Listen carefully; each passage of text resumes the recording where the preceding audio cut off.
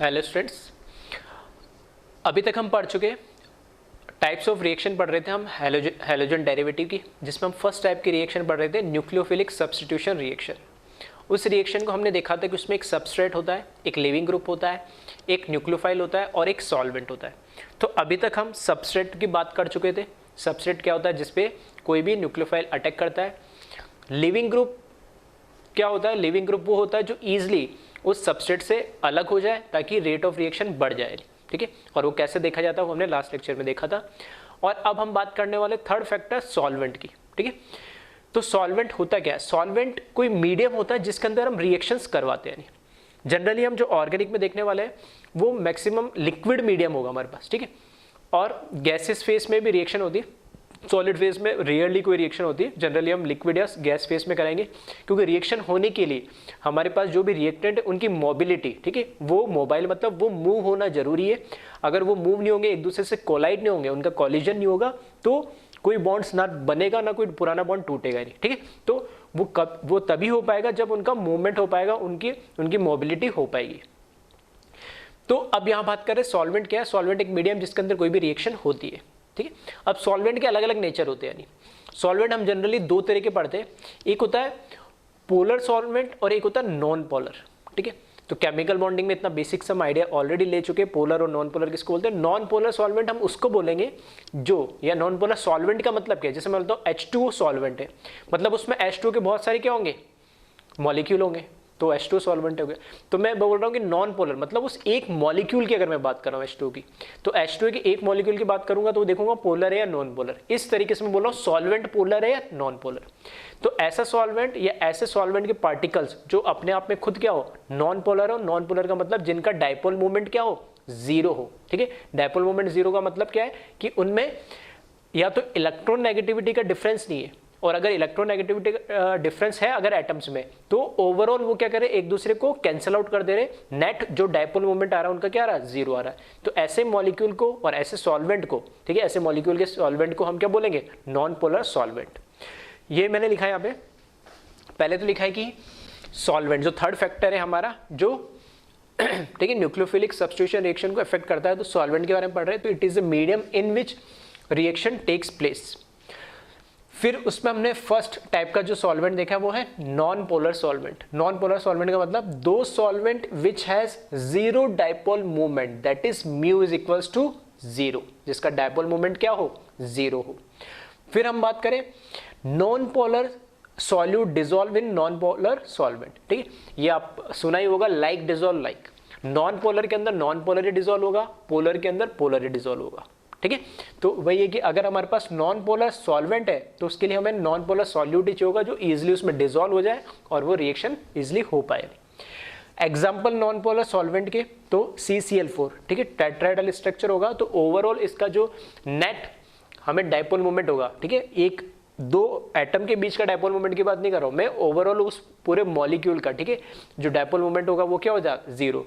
तो CCl4 का zero होगा, बेंजीन का जीरो होगा, CH2 का जीरो होगा। इस तरीके से सारे मॉलिक्यूल जिनका डायपोल मोमेंट जीरो होता है, ठीक है, उन सभी को हम क्या बोलते हैं? Non polar solvent. सेकेंड होता है हमारे पास पोलर सॉल्वेंट। ठीक है, पोलर सॉल्वेंट का मतलब क्या? The solvent which has dipole moment, जिसका कुछ ना कुछ डायपोल मोमेंट हो, मतलब mu is not equals to zero, मतलब उसका कुछ ना कुछ डायपोल मोमेंट है। और डायपोल मोमेंट है तो उसमें उनके जो बॉन्ड्स होगी उसमें पोलैरिटी तो होगी, साथ के साथ ओवरऑल मॉलिक्यूल के अंदर भी कुछ पोल्स क्रिएट हो जाएंगे, नेगेटिव और पॉजिटिव, जिसकी वजह से उस पर पार्शियल नेगेटिव और पॉजिटिव चार्ज अराइज हो जाएगा। ठीक है, उसमें डाइपोल्स, दो पोल्स क्रिएट होते हैं, पॉजिटिव और नेगेटिव। ऐसे सॉल्वेंट को हम क्या बोलेंगे? Polar solvent. अब कौन कौन से होते हैं वो हम और डिटेल में देखेंगे। तो पोलर सॉल्वेंट को फर्दर हम दो कैटेगरी में डिवाइड कर रहे हैं। एक कहलाता है पोलर प्रोटिक सॉल्वेंट और एक कहलाता है पोलर अप्रोटिक सॉल्वेंट। प्रोटिक और अप्रोटिक, प्रोटिक से मतलब है यहाँ प्रोटोन, प्रोटोन मतलब हाइड्रोजन से। ठीक है, तो प्रोटिक सॉल्वेंट और अप्रोटिक सॉल्वेंट किसको बोलेंगे उसको हम देखते हैं। तो पहले इसको एक बार आप कॉपी कर ले, फिर आगे मैं लिखता हूँ इसमें इसको फर्दर। ठीक है, वीडियो को पॉज करके इसको कॉपी कर लेना, और फर्दर मैं इसको पोलर जो सॉल्वेंट है, पोलर सॉल्वेंट को फर्दर मैं कैटेगराइज कर रहा हूँ दो कैटेगरी में, पोलर प्रोटिक और पोलर अप्रोटिक। ठीक है, तो मैं पहले लिख रहा हूँ polar protic solvent.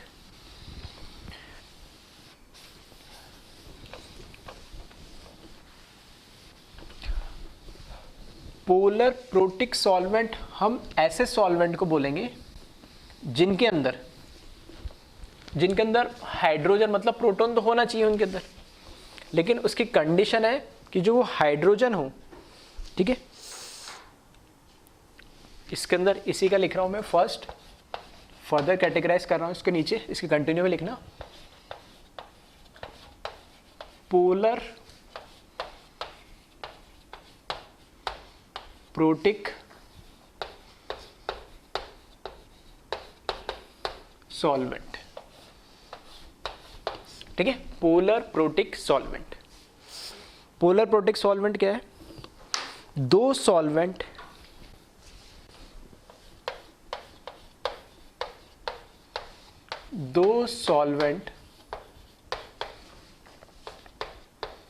in which hydrogen atom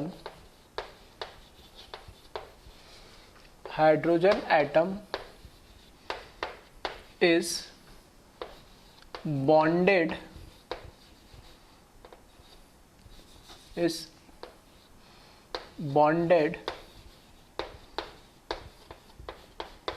directly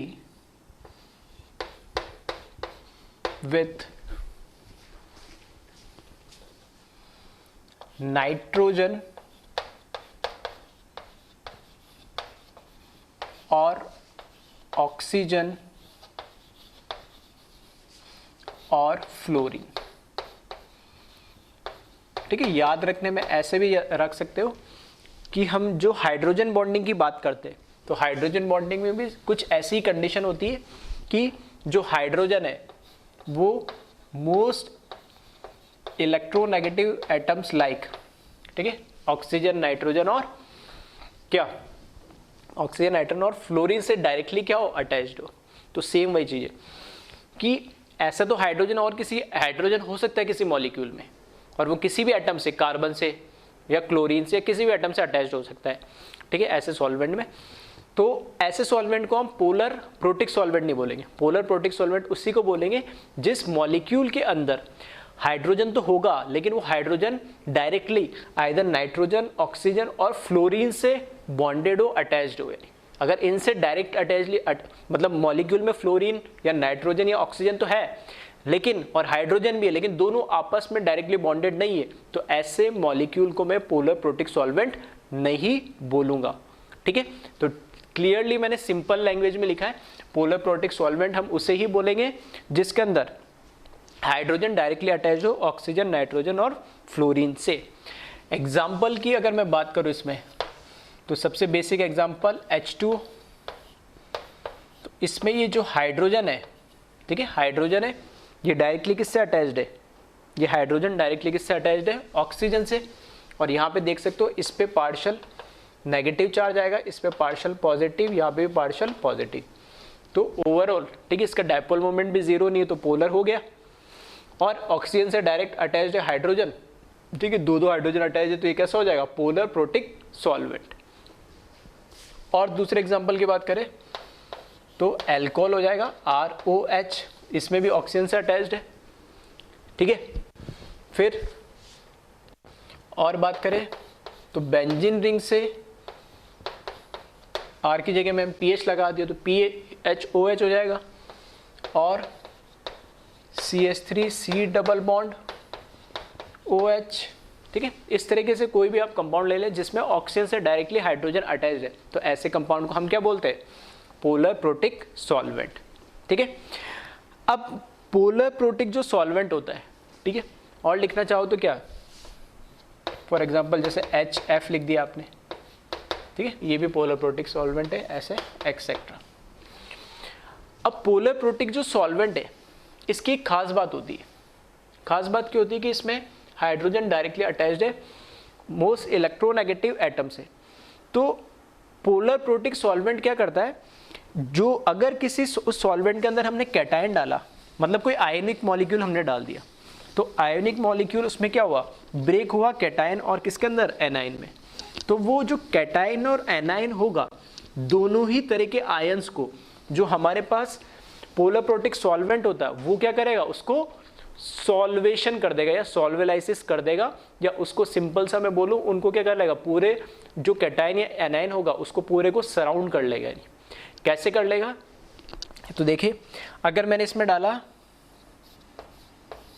cation, ठीक है, और एग्जांपल से मैंने डाल लिया कि उसमें जो सॉल्वेंट है मैंने H2 ले लिया, ठीक है, H2 सॉल्वेंट लिया और कैटायन डाला, तो H2O का जो नेगेटिव साइड है, नेगेटिव पोल है वो ऑक्सीजन वाला, वो इसकी तरफ अट्रैक्ट होगा क्योंकि opposite pole attract each other, तो ऑक्सीजन वाला पार्ट इससे अट्रैक्ट करेगा और जो पॉजिटिव वाला hydrogen away from the cation होगा। तो इस तरीके से इस कैटायन को ये क्या कर लेगा, सराउंड कर लेगा। ऑक्सीजन, ये इस तरीके से हाइड्रोजन, फिर ये हाइड्रोजन, फिर ये ऑक्सीजन, ये हाइड्रोजन, ठीक है। तो इस पूरे कैटायन को क्या कर लेगा, ये H2 के मॉलिक्यूल क्या कर लेंगे, सराउंड कर लेंगे। बस इसमें क्योंकि ऑक्सीजन के ऊपर क्या होता है, नेगेटिव चार्ज होता है, तो ये जो नेगेटिव पार्शियल चार्ज होता है तो वो वाला इसका जो साइड है, मतलब ऑक्सीजन वाला जो साइड है वो कैटायन की तरफ क्या होगा, अट्रैक्ट होगा। इसी तरीके से अगर मैंने इसमें क्या डाल दिया, एक एनायन डाल दिया, मतलब नेगेटिव चार्ज डाल दिया, तो क्या इसका भी सॉल्वेशन होगा, तो बिल्कुल हाँ।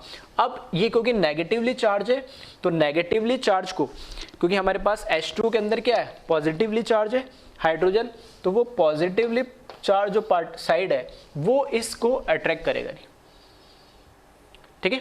जो इसको जो नेगेटिव है एनायन का, इसको कौन अट्रैक्ट करेगा, इसका पॉजिटिव मतलब हाइड्रोजन साइड। तो इस तरीके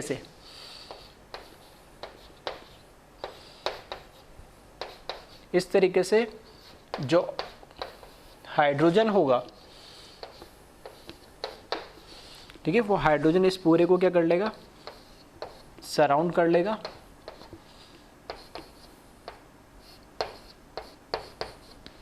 ठीक है, तो यहां पर क्या, हाइड्रोजन के ऊपर क्या चार्ज है, पॉजिटिव है, इस पे भी पॉजिटिव है, इधर भी पॉजिटिव है, तो ये पूरा जो पॉजिटिव चार्ज है जिसको सराउंड कर लेगा। तो यहाँ पर मैं बोलूँगा इस प्रोसेस को हम क्या बोलते हैं, सॉल्वेशन।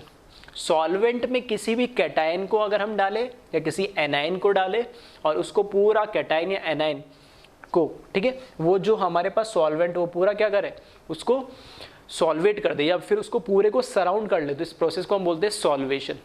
तो यहाँ पर मैं बोल सकता हूँ कि ये तो है, यहाँ पर ये तो है मेरे पास सॉल्वेशन ऑफ कैटायन और ये है सॉल्वेशन ऑफ एनायन। तो ये पोलर प्रोटिक सॉल्वेंट की कैरेक्टरिस्टिक हुई क्या, कि वो कैटायन और एनायन दोनों को ही क्या कर देता है, सॉल्वेट कर देता है या उनका सॉल्वेलाइसिस कर देता है। तो मैं यहाँ लिख दे रहा हूँ, इसको नेक्स्ट पॉइंट के फॉर्म में लिख लेना। Polar protic solvent solvate both cation as well as anion। ठीक है, ये हमारे पोलर प्रोटिक सॉल्वेंट की क्या एक कैरेक्टरिस्टिक हुई इंपॉर्टेंट, जिसको आप याद भी रखिएगा और कैसे करेंगे वो मैंने समझा भी दिया। ठीक है, तो एक बार इसको कॉपी कर ले, फिर बात करते हैं हम पोलर अप्रोटिक सॉल्वेंट की। ठीक है, इसको कॉपी कर लेना, वीडियो पॉज करके। यहां पर प्रोटिक की जगह क्या लिख दूं,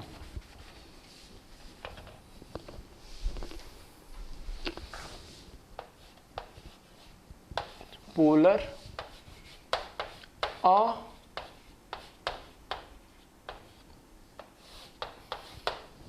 अप्रोटिक सॉल्वेंट। ठीक है, अब पोलर अप्रोटिक सॉल्वेंट क्या है? पोलर अप्रोटिक सॉल्वेंट बिल्कुल इसका अपोजिट है, कि इसमें ऐसा सॉल्वेंट जिसके अंदर hydrogen atom is bonded directly. ठीक है, तो यहां से लिख दें, इसको बस इतना चेंज कर लेना, in which hydrogen atom is not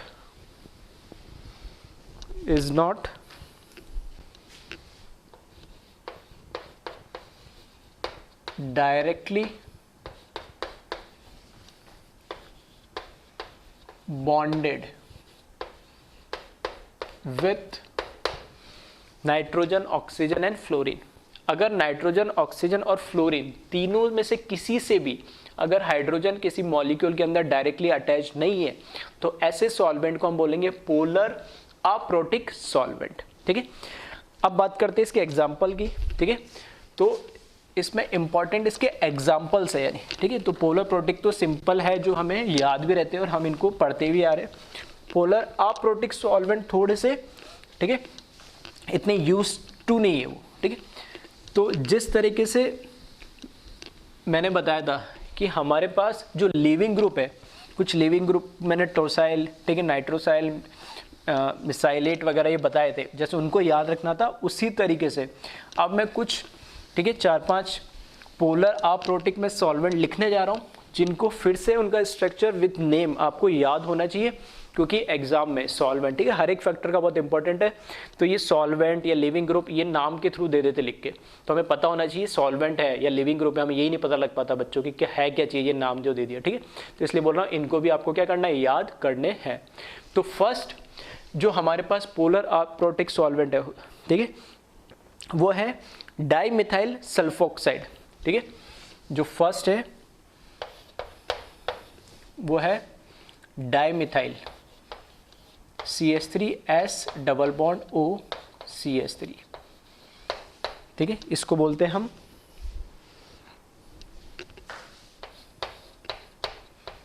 di methyl sulphoxide.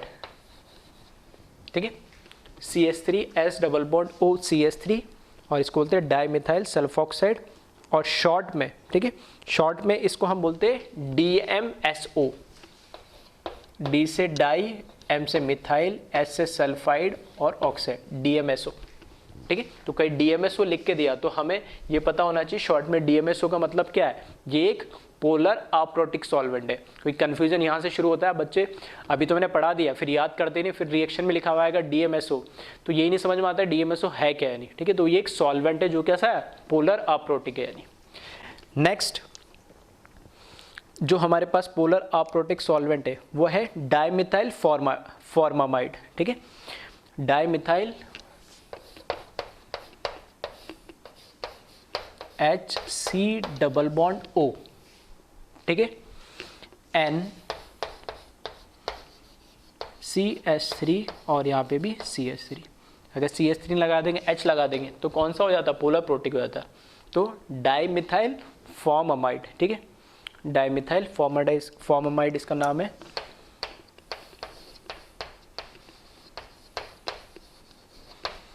Dimethyl formamide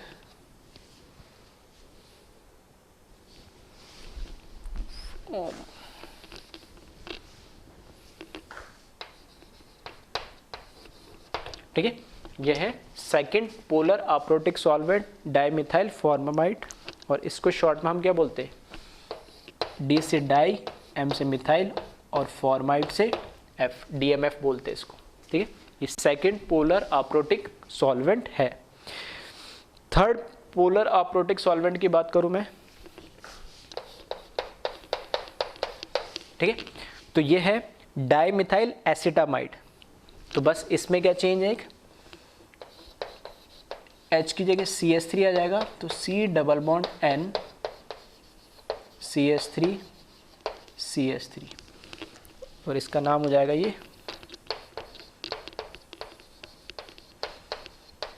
dimethyl acetamide, और इसको शॉर्ट में क्या बोलें, DME। ठीक, ये भी क्या, पोलर अप्रोटिक सॉल्वेंट है। फिर नेक्स्ट देखें इसमें,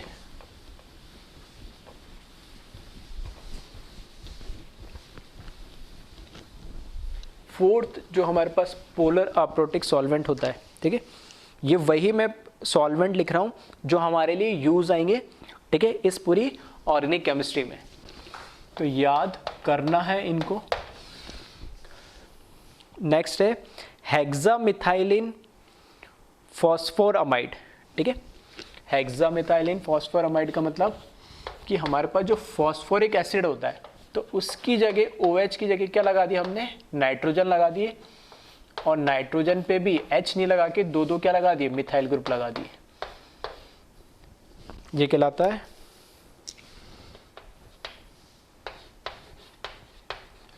हेक्सामिथाइलिन। हेक्सा मतलब 1 2 3 4 5 6 6 मिथाइलिन ग्रुप लगा दी, ठीक है। तो हेक्सामिथाइलिन फॉस्फोर, ठीक है, हेक्सामिथाइलिन फॉस्फोरामाइड, हेक्सामिथाइलिन फॉस्फोर अमाइड, और इसको शॉर्ट में, ठीक है, हेक्सामिथाइलिन का HM, फॉस्फोरामाइड का PA, HMPA बोलते इसको, ठीक है। सभी इंपॉर्टेंट है, ऐसा नहीं है कि इसमें से पहला इंपॉर्टेंट है फोर्थ नहीं है, ठीक है। सभी की अपनी अपनी इंपॉर्टेंस है, तो इनको प्लीज़ याद ही रखें, स्ट्रक्चर, नेम, और सबसे इंपॉर्टेंट इनका शॉर्ट फॉर्म। एटलीस्ट कई बार स्ट्रक्चर नहीं काम आ रहा है फिर भी, ठीक है, नाम से ये तो पता लगे कि है क्या, ये सॉल्वेंट है या लिविंग ग्रुप है क्या है। फिर नेक्स्ट आता है क्राउन ईथर, ठीक है। जनरल बना रहा हूँ मैं, क्राउन ईथर एक सिंपल बना देता हूँ।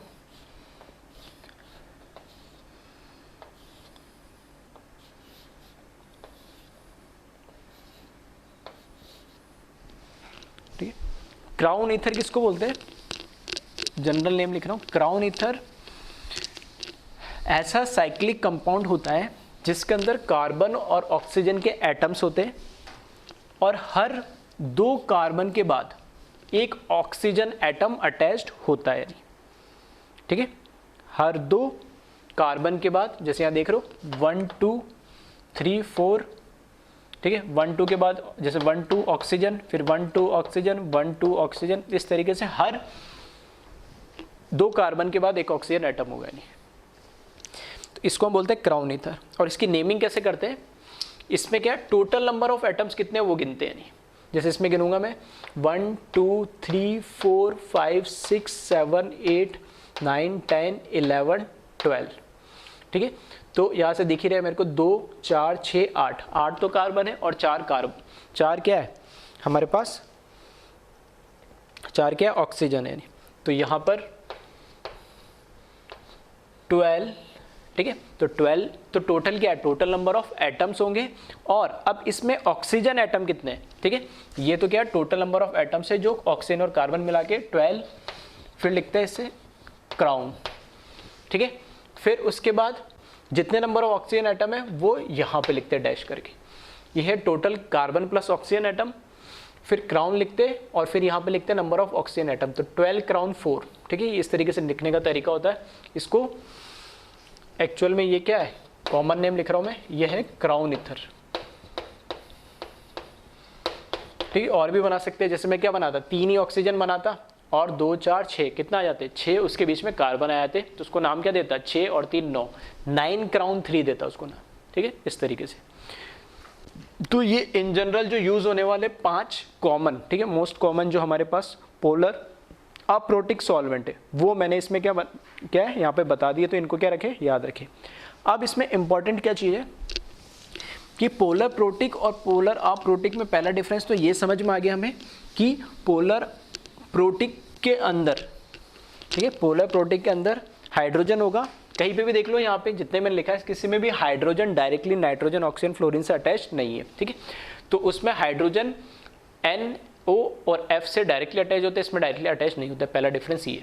दूसरा डिफरेंस ये कि जो पोलर प्रोटिक सॉल्वेंट है वो कैटायन और एनायन दोनों का क्या कर देता है, सॉल्वेशन कर देता है नहीं। जबकि यहाँ पे जो पोलर अप्रोटिक सॉल्वेंट होता है, पोलर अप्रोटिक जो सॉल्वेंट होता है वो सिर्फ और सिर्फ कैटायन का सॉल्वेशन करता है, एनायन का नहीं करता है, ठीक है। तो इसको एक बार कॉपी कर ले, ये समझाता हूँ एक एग्जांपल से कैसे।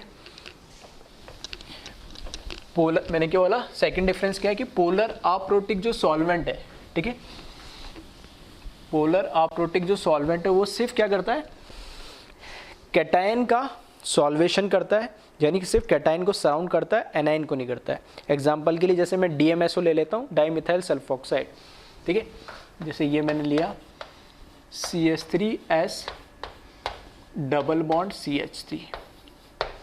अब इसमें अगर मैं बात करूं DMSO के अंदर, ठीक है, यहां पे चार्ज क्या होगा, इसके ऊपर पार्शियल नेगेटिव, और इस सल्फर पे चार्ज क्या होगा, पार्शियल पॉजिटिव, ठीक है। दोनों ये बॉन्ड कैसा है, पोलर बॉन्ड है, तो पोलर तो है लेकिन अप्रोटिक है, क्यों, क्योंकि यहां पर ऑक्सीजन से कोई हाइड्रोजन अटैच नहीं है। अब क्या होता है, अगर मैंने क्या करा, ये मेरे पास सॉल्वेंट है ये, अब इस सॉल्वेंट के अंदर मैंने कोई कैटायन डाला, ठीक है, इस सॉल्वेंट के अंदर फॉर एग्जांपल मैंने कोई कैटायन डाला, तो कैटायन के पास कौन जाएगा, नेगेटिव टर्मिनल, मतलब ये ऑक्सीजन जाएगा। तो इस तरीके से इस कंपाउंड को, ठीक है, oxygen double bond sulphur CH3 CH3 bond sulphur CH3 CH3 oxygen double bond sulphur CH3 CH3 oxygen double bond sulphur, ठीक है। इस तरीके से चारों तरफ से क्या कर लेगा, ये सराउंड कर लेगा इसको। यहाँ पर क्या है, ऑक्सीजन पे नेगेटिव चार्ज है, यहाँ पे positive, negative negative negative negative, सही है। तो इस तरीके से क्या करेगा, सॉल्वेशन हो जाएगा किसका, कैटायन का। तो ये क्या हो रहा है, सॉल्वेशन, ठीक है, सॉल्वेशन ऑफ कैटायन कौन कर रहा है, ये पोलर अप्रोटिक सॉल्वेंट। अब अगर मैं बात करूं एनायन की, अगर मैंने मान लिया यहां मैंने बना दिया एनायन बना दिया, अब एनायन को सराउंड करने के लिए पॉजिटिव टर्मिनल जो कि कहाँ है, सल्फर का ये वाला, सल्फर मतलब ये तो नेगेटिव है, तो ये नेगेटिव नेगेटिव तो क्या करेगा, रिपेल करेगा, तो इस डायरेक्शन से, इस साइड से तो जा नहीं पाएगा। अब इस सल्फर से इसको क्या करना है, सल्फर से इसकी तरफ क्या करना है, अट्रैक्ट करना है, लेकिन सल्फर से देखोगे तो 2 मिथाइल ग्रुप और लगे हुए हैं, नहीं, ठीक है, 2 मिथाइल और ग्रुप लगे हुए, तो ये सल्फर एक तरीके से क्या हो गया, बीच में फंस गया, और इसके चारों तरफ दूसरे ग्रुप लगे, एक साइड तो नेगेटिव आ गया और दूसरी साइड 2 बल्कि ग्रुप आ गए।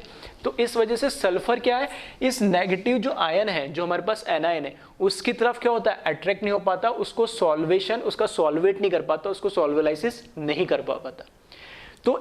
तो यही रीजन होता है कि जो पोलर, ठीक है, जो ये मैंने एक बनाया, जितने मैंने चारों पांचों लिखा है, ठीक है, उन सब में ये चीज आप चेक कर सकते हो कि सभी के अंदर जो नेगेटिव है होगा, जिस पे नेगेटिव चार्ज आ रहा होगा जनरली ऑक्सीजन पे, वो तो बाहर की साइड है, तो वो कैटायन को तो क्या कर देगा, सॉल्वेट कर देगा, लेकिन जो उसका जिससे ऑक्सीजन अटैच है वो पॉजिटिव पार्ट अंदर मिलेगा, और उसको दूसरे ग्रुप ने क्या कर रखा है, सराउंड कर रखा है।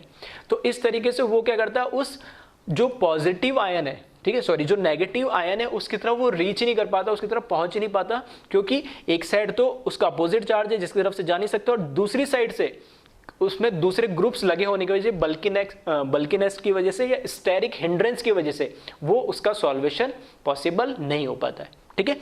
तो दोनों में डिफरेंस समझ में आ गया होगा, पोलर प्रोटिक कैटायन एनायन दोनों का सॉल्वेशन करा देता है, जबकि पोलर अप्रोटिक, ठीक है, पोलर अप्रोटिक सिर्फ और सिर्फ कैटायन का सॉल्वेशन करा पाता है, एनायन का नहीं करवा पाता है। दूसरा डिफरेंस, पोलर प्रोटिक में हाइड्रोजन, ऑक्सीजन, नाइट्रोजन या फ्लोरीन से अटैच होता है, जबकि पोलर अप्रोटिक में ऐसा भी कोई सीन नहीं होता है, नहीं, ठीक है। तो ये लिख ले, बस मैं इसको लिखा देता हूं। तो यहां लिख लेना,